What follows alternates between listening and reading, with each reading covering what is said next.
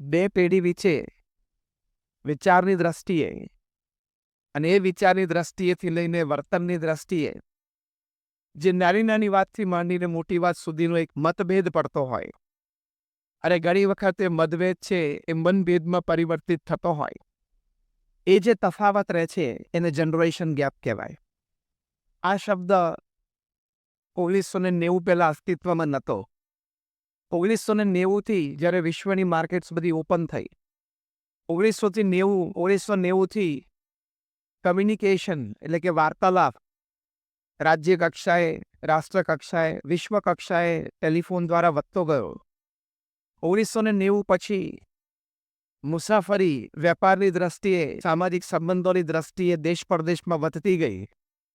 ત્યાર પછી બે પેઢી વચ્ચેનો તફાવત ઘણો વધતો ગયો. એટલે 1990 પહેલા આ શબ્દ બહુ અસ્તિત્વમાં હતો નહીં. 1990 પછી આ વિષય એક બધી ચર્ચાની થવા માંડી, કારણ કે એક બહુ મોટું ટ્રાન્સફોર્મેશન સમાજમાં આવ્યું અને એ ટ્રાન્સફોર્મેશનના લીધે બે પેઢી વચ્ચે વિચાર અને વર્તન અભિગમમાં ઘણો બધો તફાવત જોવા માટે મળ્યો. એક જે જૂની પેઢી છે, જે અત્યારે એમની ઉંમર 45-50ની આજુબાજુ છે, એ પેઢી નાનપણમાં જ્યારે હતા ત્યારે એ લોકો કોન્ઝર્વેટિવ વાતાવરણમાં ઉછરેલા, એટલે એક પ્રણાલિકા, રૂઢિચુસ્તતા, એના એક વાતાવરણમાં, વ્યવસ્થામાં ઉછરેલા.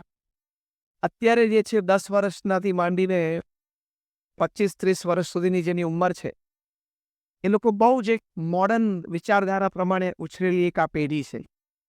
એટલે સ્વાભાવિક છે કે વિચારધારામાં તફાવત રહે, કારણ કે કોન્ઝર્વેટિવથી માંડીને મોડર્નિટી સુધી એક વિચારધારાની તફાવત હંમેશા રહે. બીજું એક મોટું કારણ છે બે પેઢી વચ્ચે વિચારની તફાવત, એ છે સોશિયલ મીડિયા. વોટ્સએપથી માંડીને ફેસબુક સુધી, ઇન્સ્ટાગ્રામ સુધી બધું જ. એને લઈને આજની પેઢી છે એ ઘણી બધી વાત જે આગલી પેઢી એમની ઉંમરે નહોતી જાણી શકી, જેમ અત્યારે જે 45-50 વર્ષની વ્યક્તિઓ છે એ જ્યારે 10-15-20 વર્ષના હતા ત્યારે જે વાતો હોતા જાણતા, એ આજની પેઢી એ ઉંમરે જાણે છે, બિકોઝ ઓફ ધ મીડિયા. જે અત્યારે આગલી પેઢી છે એ લોકોને 15-25 વર્ષની ઉંમરે એટલો વાર્તાલાપ અને કમ્યુનિકેશન નહોતું. એવા દૂરના મિત્રો કે સગા સાથે કે પરિચિતો સાથે કમ્યુનિકેશન શરૂ થયું. આગલી પેઢીને કોઈ અજ્ઞાત લોકો સાથે વાર્તાલાપ ક્યારેય થતો નહીં. આજની પેઢીને મીડિયાના લીધે અજ્ઞાત લોકો સાથે પણ છૂટથી વાર્તાલાપ થઈ શકે છે. એટલે પણ વિચાર અને વર્તનમાં ઘણો મોટો તફાવત આવી જાય. બીજું એક મોટું કારણ છે જનરેશન ગેપનું, એ એજ્યુકેશન સિસ્ટમ છે. કે જ્યારે આગલી પેઢી જે અત્યારે 45-50 વર્ષની છે, એ વખતમાં જ્યારે શિક્ષણની વાત કરો તો બધા ટ્રેડિશનલ કોર્સીસ ચાલતા હતા. આજથી 30 વર્ષ પહેલાં કે 40 વર્ષ પહેલાં કોઈ ક્રેશ કોર્સીસ હતા નહીં, કોઈ અઠવાડિયા મહિનાની કોઈ કોર્સીસ એવી સિસ્ટમ હતી નહીં. આજની પેઢીને આ બહુ જ મોટું એક સારું એક્સપોઝર મળ્યું છે કે ઘણી નાની નાની વાતો એટલે શીખવી હોય તેની માટેના એક દિવસનો કોર્સ, અઠવાડિયાનો કોર્સ, મહિનાનો કોર્સ એને પ્રાપ્ત થાય છે. એટલે શિક્ષણની દ્રષ્ટિએ બે પેઢી વચ્ચે બહુ જ મોટો તફાવત છે. આગલી પેઢીને એન્જિનિયરિંગની દ્રષ્ટિએ 8થી 10 ફેસિલિટીઝ ઓપન હતી અને 6થી 8 ફેકલ્ટીઝ ઓપન હતી. આજે કદાચ ગુજરાતમાં શહેરે શહેરે દરેક 4 રસ્તે એક એન્જિનિયરિંગ કે ફાર્મસી કે મેડિકલ કોલેજ ઊભી છે. એટલે ફેસિલિટીઝની દ્રષ્ટિએ પણ exposure is beyond somebody's imagination. અને ફેકલ્ટીઝની દ્રષ્ટિએ પણ તમે જુઓ તો પણ એક મોટો તફાવત છે. 8 કે 10 એન્જિનિયરિંગના કોલેજીસ, 8 કે 10 એન્જિનિયરિંગ લાઇનની ફેસિલિટીઝ આગલી પેઢીને મળતી હતી. હવે આ પેઢીને તો અગણિત થઈ ગઈ. આગલી પેઢીને બહુ સારું સ્કોરિંગ કરે તો એન્જિનિયરિંગમાં મળતું આજે 50% પણ ધારે ફિલ્ડમાં એન્જિનિયરિંગમાં એડમિશન મળે છે. થોડુંક બહાર જવું પડે, થોડીક વિશેષ વ્યવસ્થા બીજી કરવી પડે, પણ મળી જાય. એટલે વિચારધારામાં ઘણી બધી તફાવત આવે છે. આજની પેઢી એવું સમજે છે કે ઓછી મહેનત પણ મનદારી લાઈન મળે છે. આગલી પેઢી એવું સમજતી હતી કે બહુ મહેનતે આપણને મનદારી લાઈન ભણવામાં મળે.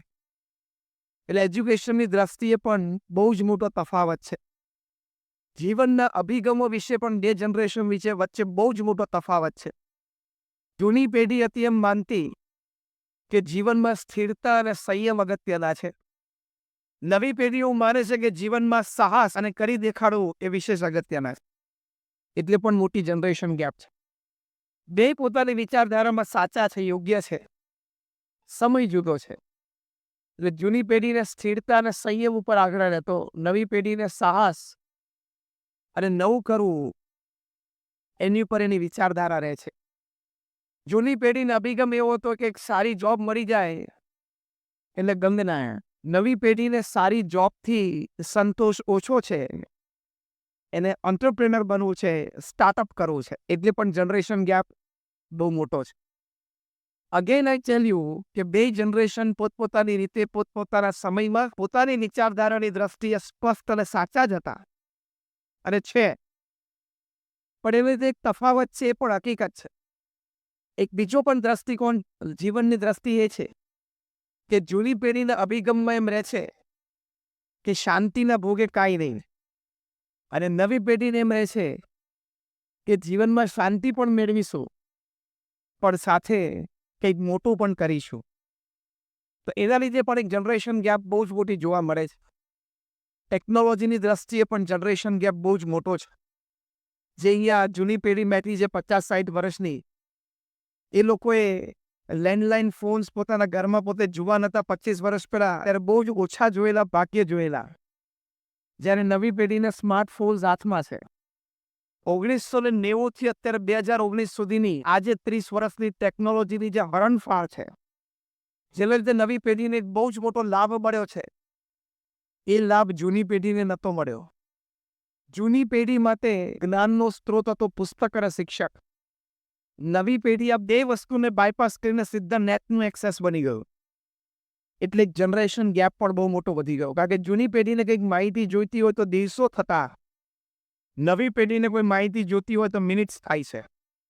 મિનિટોમાં એ નવી માહિતી મેળવી શકે છે. એટલે પણ વિચારધારા, વર્તન, કાર્ય કરવાની પદ્ધતિ, કાર્યક્ષમતા બધામાં બહુ જ મોટો તફાવત આવી જાય. અને એની ઇફેક્ટ, એનો એક પ્રભાવ પ્રણાલિકા, રીત પરંપરા ઉપર પણ બહુ પડી ગયો. જૂની પેઢી પરંપરા અને રીત પ્રણાલિકા ને આધીન રહીને જીવન જીવી ગઈ અને જીવી રહી છે. નવી પેઢી છે એને રીત રિવાજ અને પરંપરા સામે ઘણા બધા પ્રશ્નો છે, તર્ક છે અને અસંતોષ પણ છે. સામાન્ય દ્રષ્ટાંત રૂપે જૂની પેઢી હતી હંમેશા જબ્બા સાથે લેંગો, ત્યારે નવી પેઢી તો જબ્બા સાથે જીન્સ પણ પહેરે. પ્રણાલિકા તફાવત આપણે જોઈ શકીએ છીએ. આ તો એક સામાન્ય નાનો દ્રષ્ટાંત જે આપણને દેખાય છે, આપણને ખબર પડે. તો એક વિચારધારા કોન્ઝર્વેટિવથી મોડર્નિટી થઈ, બીજું સોશિયલ મીડિયા એક્સપોઝર થયું, ત્રીજું આપણી શૈક્ષણિક પદ્ધતિ અને શૈક્ષણિક એકમો, એમાં ઘણો તફાવત આવ્યો. ચોથો ઇલેક્ટ્રોનિક ગેજેટ્સ એક્સપોઝર પણ વધી ગયું. પાંચમો જીવનના અભિગમો પણ બદલાઈ ગયા. અને છઠ્ઠું એ ટેકનોલોજીની દ્રષ્ટિએ બહુ જ મોટો તફાવત આવ્યો. એના લીધે, આ છના લીધે પ્રણાલિકા, રીત પરંપરામાં પણ વિચારધારામાં ઘણો બધો તફાવત આવી ગયો. બંને પેઢી સાચી છે. પોતપોતાની રીતે પોતપોતાના સમયમાં કદમ આગળ મૂકવા માટે બંને પેઢીઓ પોતપોતાના સમયે સાચા જ હતા અને સાચા જ છે. પણ એને લઈને જે પ્રશ્નો ઊભા થાય છે, જે સમસ્યાઓ ઊભી થાય છે, એ થોડી વધારે ગંભીર છે. સમસ્યા મિટાવી શકવાના નથી. સ્વીકાર એટલે કે એક્સેપ્ટન્સ અને સમજદારી એટલે કે અન્ડરસ્ટેન્ડિંગ, આ બે વાત બંને પેઢીએ કેળવવી પડશે. જૂની પેઢી પોતાની વિચારધારા અને વર્તણૂક મૂકવાના નથી, કારણ કે ટેવાયેલા છે અને એમાં સ્થિર છે, સંતોષી છે અને આનંદિત છે. નવી પેઢી પણ પોતાની વિચારધારા, પોતાનો મત અને વર્તણૂક મૂકવાના નથી, કારણ કે એમાં એને પોતાનું ભવિષ્ય દેખાય છે, એમાં પોતાની મોડર્નિટી દેખાય છે. ગેપ એના લીધે વધ્યો છે, એ સમસ્યાઓ ઘણી બધી વધી છે. એ ગેપ પુરાવો અઘરો છે, કારણ કે બંનેને પોતાના સ્થાન છોડવા નથી, અને ન છોડેમાંથી બેમાંથી એક દોષિત પણ નથી. એટલે બે જ શબ્દો, એનાથી આ ગેપ વચ્ચેનો બ્રિજ બંધાય છે. અને એ છે, ફર્સ્ટ ઇઝ એક્સેપ્ટન્સ. એકબીજાનો સ્વીકાર, એકબીજાનો દ્રષ્ટિકોણ સમજીને, એકબીજાનો દ્રષ્ટિકોણ સમજીને એકબીજાનો સ્વીકાર. અને second, developing a sense of understanding, એટલે કે એક સમજદારી એ બંને પેઢીએ એકબીજા પ્રત્યે કેળવવી પડશે. એટલે acceptance and understanding are the two keys to bridge the gap. બે પેઢી વચ્ચેનું જે અંતર છે એમાં બ્રિજ બાંધવો હોય તો આ બે શબ્દો છે, સ્વીકાર અને સમજદારી. એ સ્વીકાર અને સમજદારી યથાર્થ પ્રમાણમાં બંને પેઢીમાં વિકસે એની માટે અમુક ચોક્કસ વિચારધારા, વર્તણૂક, કાર્ય પદ્ધતિ એ બંને પેઢી અપનાવી પડશે. એમાં પહેલી અગત્યની વાત છે સમય. હવે આપણે બહુ જ પ્રેક્ટિકલ વાત કરીએ છીએ.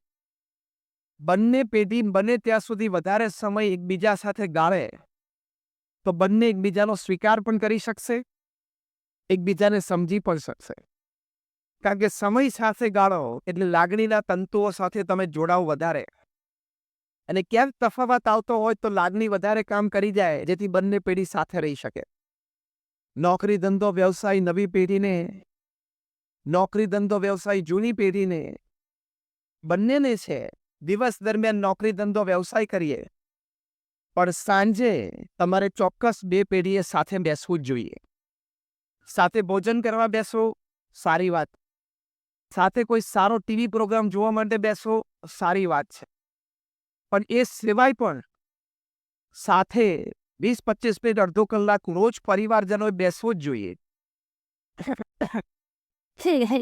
તો બંને પેઢી વચ્ચેનું અંતર એ ધીમે ધીમે ઘટતું જશે. અત્યારે વાસ્તવિક પરિસ્થિતિ એ છે કે નવી પેઢી રાત્રે ઘણી મોડી આવે છે. એ લોકો રાત્રે 9 વાગે, 10 વાગે, 11 વાગે ઘરે આવવા ટેવાયેલા છે. અને જૂની પેઢીને એમ છે કે સાંજે 6 વાગે અને 7 વાગ્યા સુધીમાં આપણે ઘરે આવી જાઓ. એટલે પહેલો જ સમયની દ્રષ્ટિએ મોટો એક તફાવત આવે છે. સાથે રહેવાનો, સાથે બેસવાનો, સાથે વાત કરવાનો. પણ એ સમય એ દરેક પરિવારે સાંજે નક્કી કરી રાખવો જોઈએ. તમે જો સમય નક્કી કરી રાખો તો બંને પેઢી સાથે સાંજે મળી શકશો.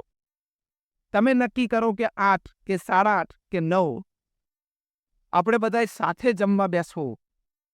એક પ્રેક્ટિકલ નિર્ણય તમે લો તો બે પેઢી વચ્ચેનો તફાવત ઘટવાની શરૂઆત થશે. અહીં અંજાર તો કોઈ મોટું શહેર નથી.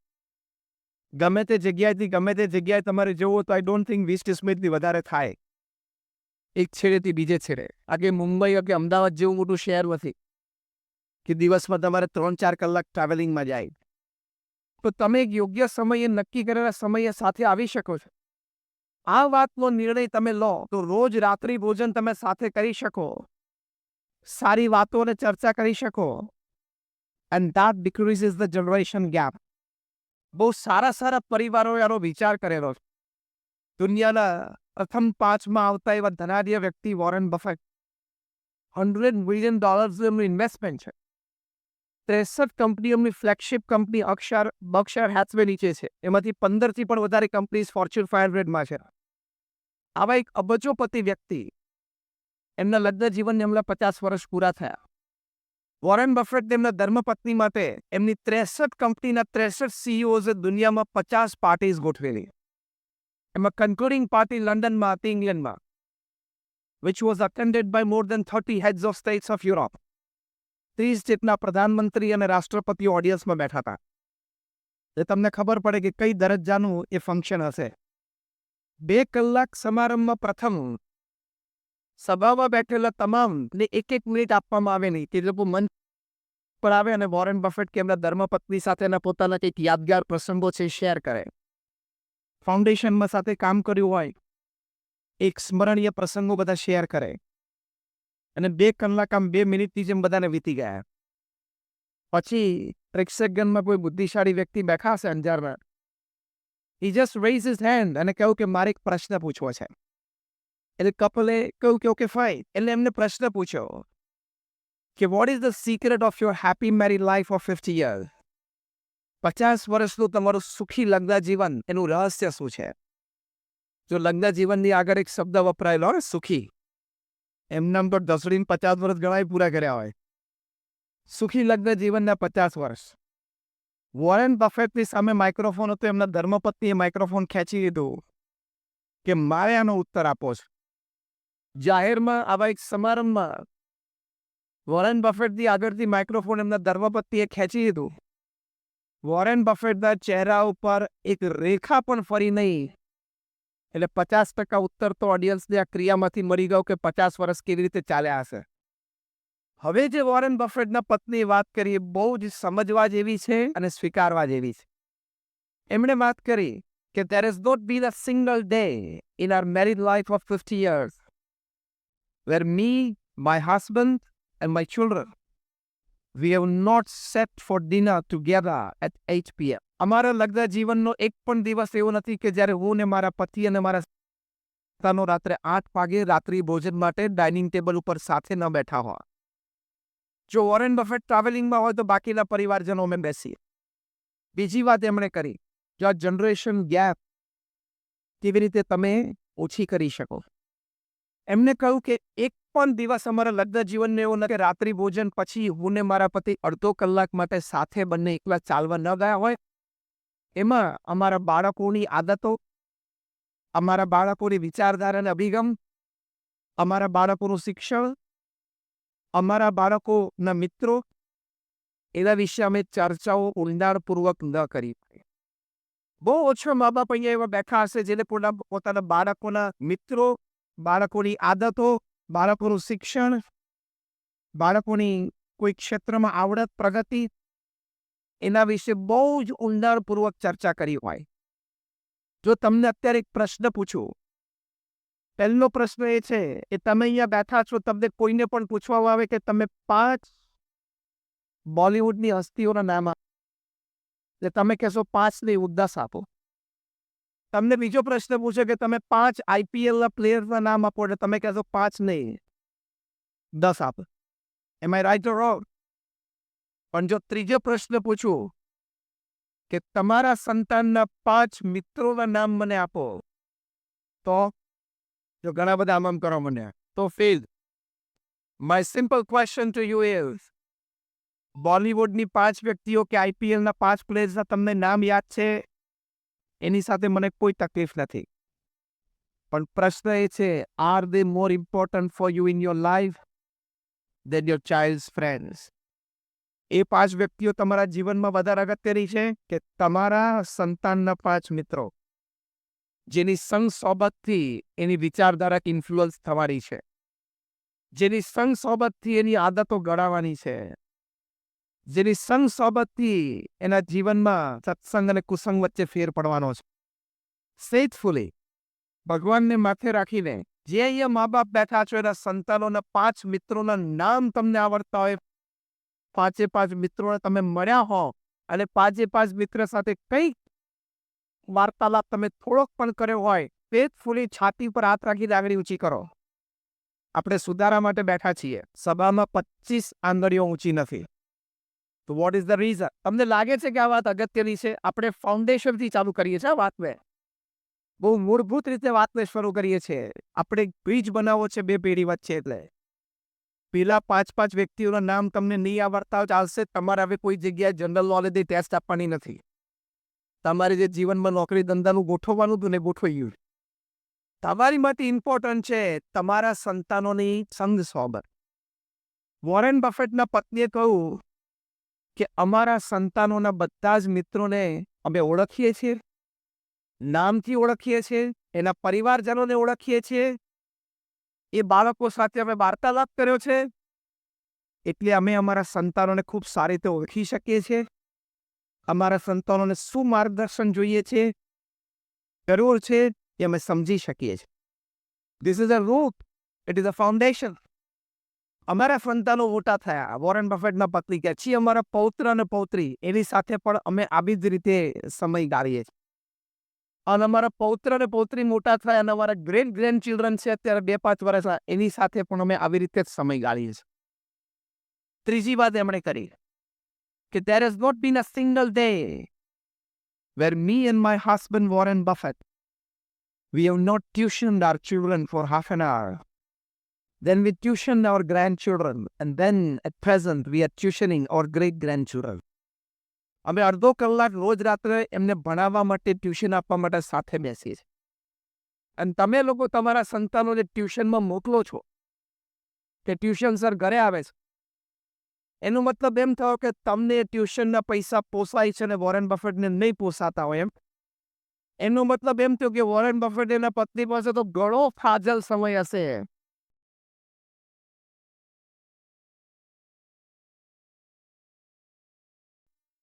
અને તમારી અંજારમાં બહુ વહીવટ વ્યવહાર મોટા છે કે તમારી પાસે સમય નથી.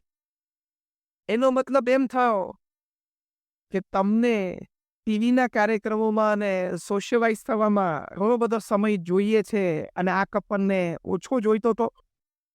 એ લોકો જીવનને સમજ્યા અને આપણે થોડું ઓછા સમજ્યા છીએ. નથી સમજ્યા તો સીધું મોઢે કહેવાય નહીં, એટલે ઓછું સમજ્યા છીએ. ઇમિડિયેટલી કોઈ વ્યક્તિએ સભામાંથી પ્રશ્ન પૂછ્યો કે કેમ તમે ટ્યુશન આપવા માટે જાતે બેસો છો? સાથે બેસો, જમો, આનંદ કરો એ તો સમજ્યા. ટ્યુશન આપવા માટે અડધો કલાક સાથે બેસો છો. ત્યારે વોરેન બફેટના પત્નીએ કહ્યું કે એનું ગ્રાસ્પિંગ કેવું છે અમે જાણીએ. કયા સબ્જેક્ટમાં એ નિપુણ છે અને કયા સબ્જેક્ટમાં વીક છે અમે જાણી શકીએ.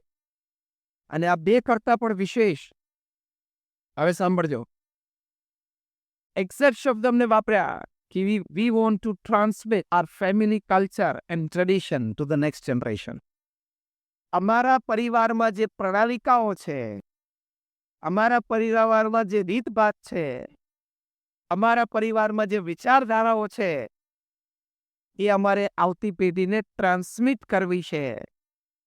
એટલા માટે અમે એની સાથે ક્વોલિટી અને ક્વોન્ટિટી સમય પસાર કરીએ છીએ.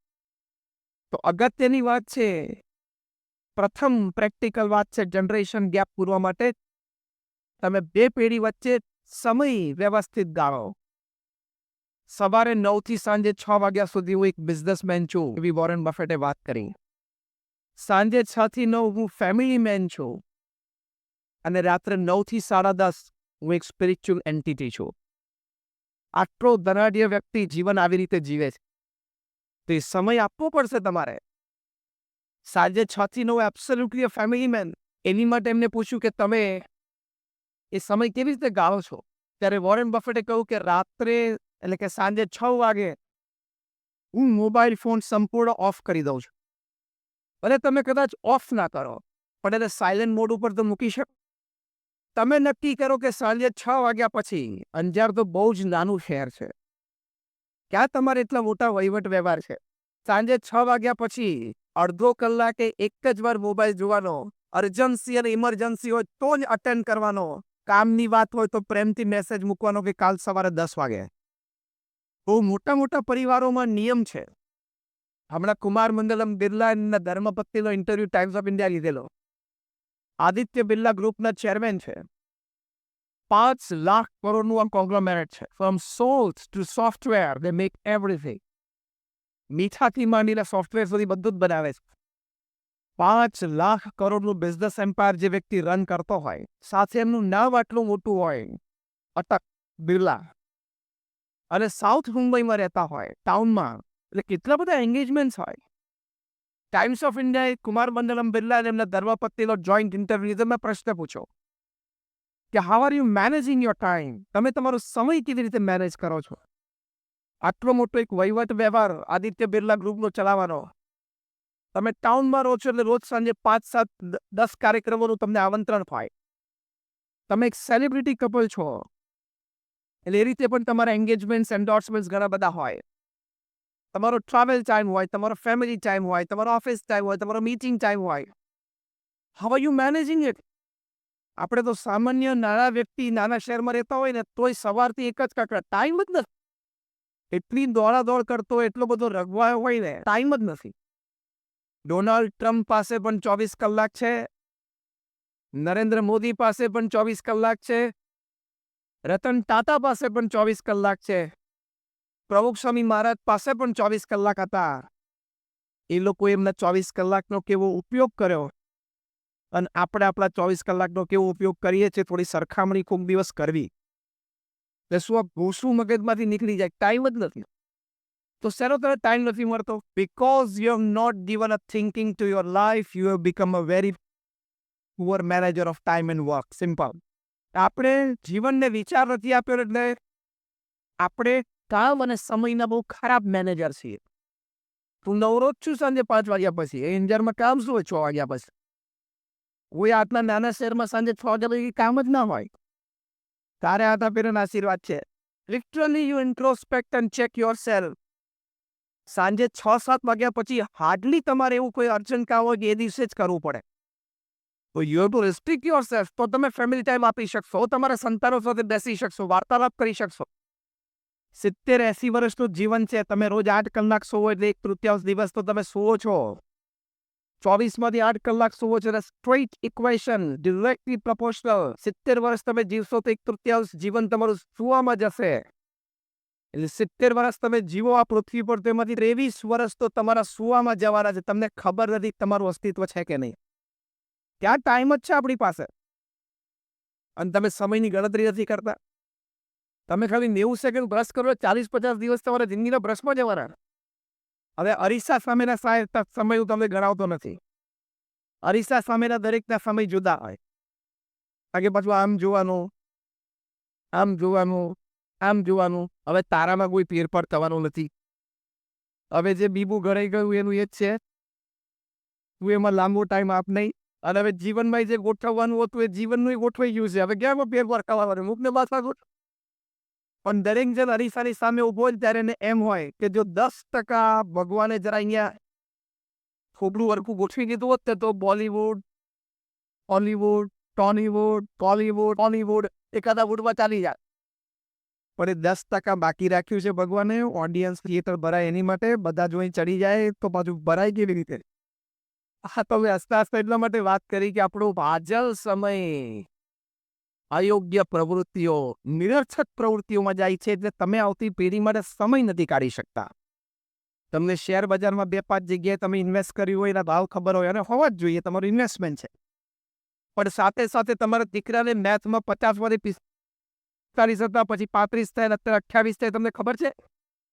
અહીંયા બેઠેલા તમને મા બાપને એવું પૂછ્યું કે તમારા સંતાનોના મેથ અને સાયન્સ અને ઇંગ્લિશના માર્ક્સ છેલ્લા 3 પરીક્ષાના બોલો. છાતી ઉપર હાથ મૂકીને મને જવાબ આપો કે કેટલા છે બોલી શકશો. Rays your hands. 10 હાથ ઊંચા નથી. હવે હું બોલું તમને કે ધિક્કાર છે, તમને સ્વીકારશો? તમને તમારા સંતાનોના મેથ, સાયન્સ અને ઇંગ્લિશના છેલ્લા પરીક્ષાના નામ મોઢે નથી, અને આઈપીએલના પ્લેયર્સના રેકોર્ડ મોઢે છે. What are you doing? તમે સવારના પોરમાં ન્યૂઝપેપર ખોલો છો તો બપોરે જમી કરીને શાંતિ તડકે ગેલેરીમાં બેસીને તમે તમારું ન્યૂઝપેપર ખોલો છો તો સીધો પેજ 3 ખોલે. બોલિવૂડમાં શું થયું?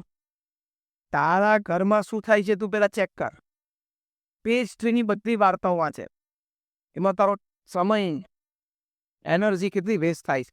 હું તમને પેજ 3ની બધી સ્ટોરી જ્યારથી શરૂ થયું જ્યાં સુધી રહેશે, બોલિવૂડની બધી ગપશપ, એ તમને હું એક લીટીમાં કહી દઉં. એટલે શું તમારે વાંચવાની ફુરસત, સમયની એનર્જી બગાડવાની?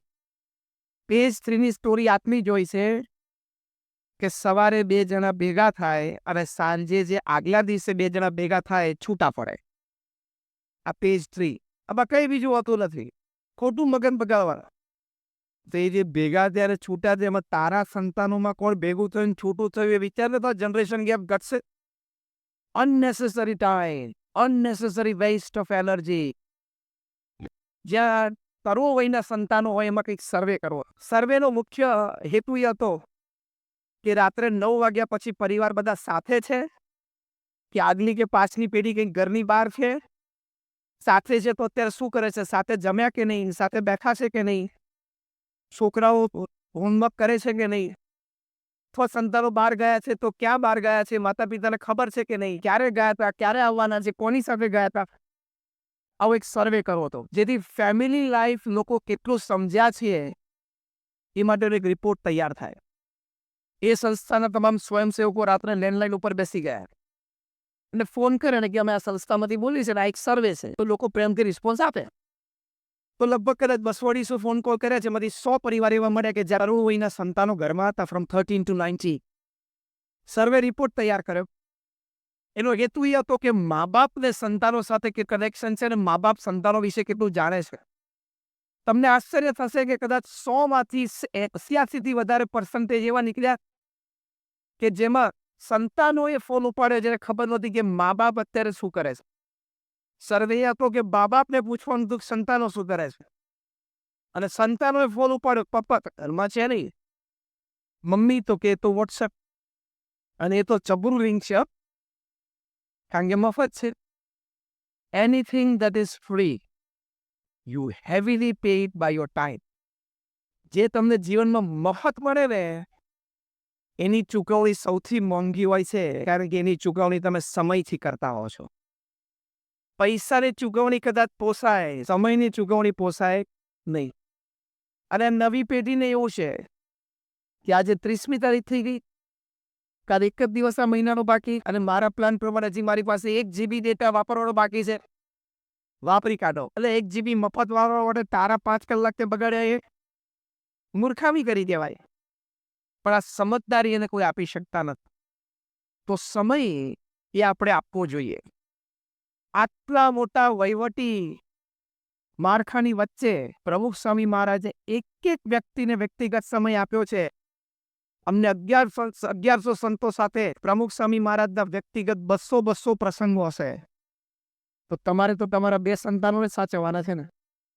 પણ તમે સમય નથી આપતા ને સંસ્કારિત નથી કરતા, એ 2 સંતોને પણ ઉછેરતા તમે તો એ બંને સંતાનો તમારા 20-22 વર્ષના થાય ત્યાં સુધીમાં તો તમે માતા પિતા 10 વખત તો જુદા જુદા પ્રસંગ એમ હાથ પછાડીને બોલ્યા હશો કે આના કરતા તો તું fill in the blank, complete the sentence. મનમાં બોલી દીધું ને બધાએ, આના કરતો તો તું. અને આપણે બધા આપણા મા બાપ પાસેથી સાંભળ્યું હશે એક વખત. પ્રમુખ સ્વામી મહારાજ અમને 1100 સંતો એમના સંતાનો છે કોઈ દિવસ આવું બોલ્યા નથી. અને અમારું ટ્રેનિંગ સેન્ટર સારંગપુરના દરવાજા open, anybody can come any time. વ્યક્તિ ધારે તો આટલી બધી વ્યક્તિઓને સમય આપી શકે છે. તમારે તો તમારા 2 સંતાનોને જ આપવાનો છે જનરેશન ગેપ કાઢવા માટે. આ સાથે અમારા સ્વયંસેવક અને હરિભક્તો દરેક માટે પ્રમુખ સ્વામીએ સમય કાઢ્યો છે.